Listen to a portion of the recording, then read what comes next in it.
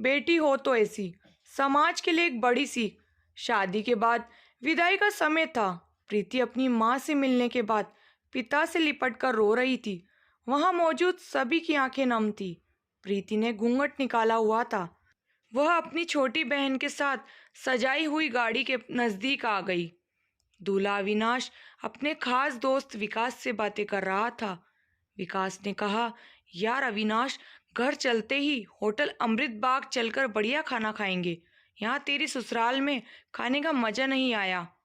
तभी पास में खड़ा अविनाश का छोटा भाई राकेश बोला, हाँ यार, पनीर कुछ ठीक नहीं था और रसमलाई में रस नहीं था।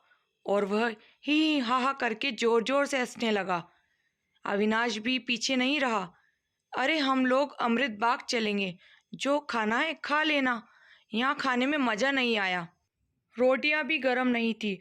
अपने पति के मुंह से ये शब्द सुनते ही प्रीति, जो घूंघट में गाड़ी में बैठने जा ही रही थी, वापस मुड़ी।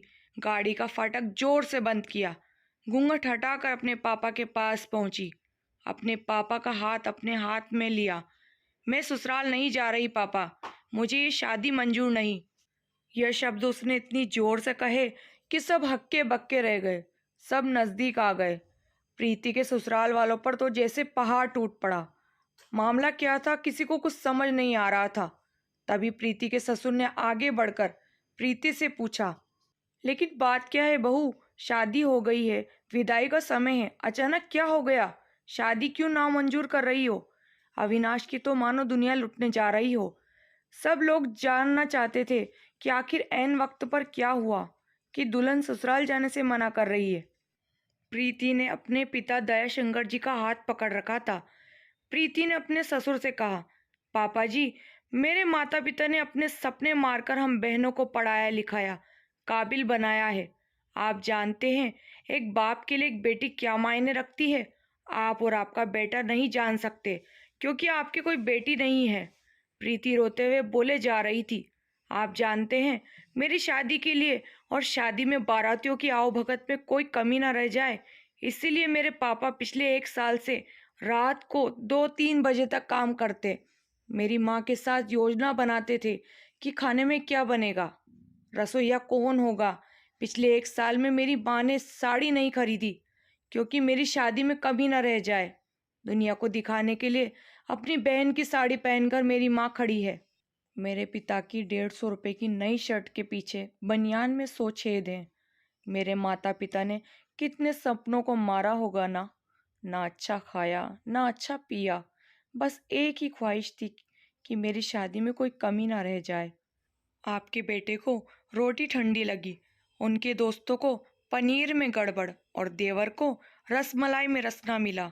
इनका खिलखिलाकर हंसना मेरे पिता के आत्मसम्मान को ठेस पहुंचाने के समान है। प्रीति हाफ रही थी। प्रीति के पिता ने रोते हुए कहा, लेकिन बेटी, इतनी छोटी सी बात। प्रीति ने उनकी बात बीच में काटते हुए बोली, पापा, ये छोटी सी बात नहीं है। मेरे पति को मेरे पिता की इज्जत नहीं। रोटी क्या आपने बनाई? पनीर और रसमलाई ये तो रसोइयों ने बनाया। आपने दिल खोलकर और हैसियत से बढ़कर खर्च किया है।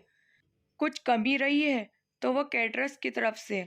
आप तो अपने दिल का टुकड़ा, अपनी गुड़िया रानी को विदा कर रहे हो। आप कितनी रात सोए नहीं, क्या मुझे पता नहीं?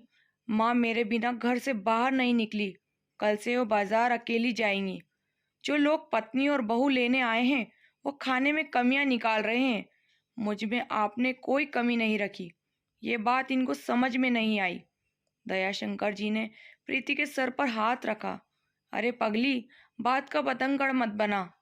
मुझे तुझ पर गर्व है कि तू मेरी बेटी है, लेकिन बेटा इन्हें माफ कर दे। तुझे मेरी कसम, शांत हो जा। तभी अविनाश ने आकर दयाशंकर जी के हाथ पकड़ लिए। मुझे माफ कर दो पापा, मुझसे गलती हो गई, रोते हुए उसने कहा। तभी राधेश्याम जी ने प्रीति के सर पर हाथ रखा। मैं तो बहू लेने आया था, लेकिन ईश्वर बहुत कृपालु है, मुझे बेटी दे दी। बेटी की अहमियत भी समझा दी। मुझे ईश्वर ने बेटी नहीं दी, शायद इसीलिए कि तेरे जैसी बेटी मेरे नसीब में थी। बेटी, अब इन नालायकों को माफ कर दे। मैं हाथ जोड़ता हूँ तेरे सामने। मेरी बेटी प्रीति मुझे लौटा दे। प्रीति ने अपने ससुर के हाथ पकड़ लिए। प्रीति भी भावुक होकर राधे श्याम जी से लिपट गई। दयाशंकर जी ऐसी बेटी पाकर गौरव की अनुभूति कर रहे थे।